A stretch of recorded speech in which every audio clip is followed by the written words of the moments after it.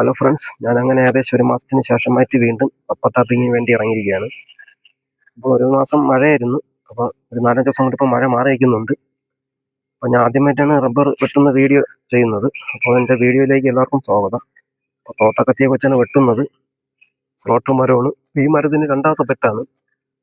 ഈ പ്രാവശ്യം ഷെയ്ഡില്ല. ഇത് ഇപ്പോൾ ഈ പ്രാവശ്യം കൂടെ വെട്ടി മുറിക്കാനുള്ള മരമാണ്. ഇതിൽ അടുത്ത പ്രാവശ്യം കൂടെ വെട്ടാനുള്ള പട്ട കാണാൻ സാധ്യത ഉണ്ട്.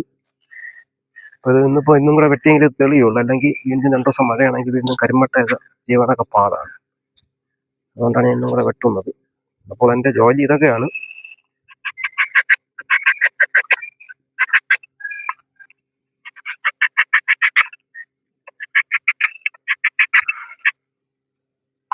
അത്യാവശ്യം പാലുണ്ട്. ഇപ്പം ബാക്കിയെല്ലാം മരം ഞാൻ വെട്ടി. ഇത് വീഡിയോ ചെയ്യാൻ വേണ്ടി ഇട്ടിരുന്ന മരമാണ്.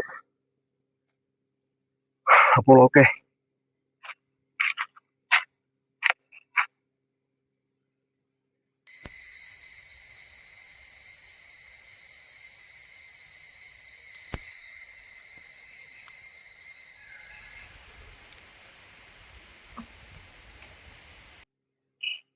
കേഴക്കുട്ടി പോകുന്നുണ്ട്. കേഴ ആട്.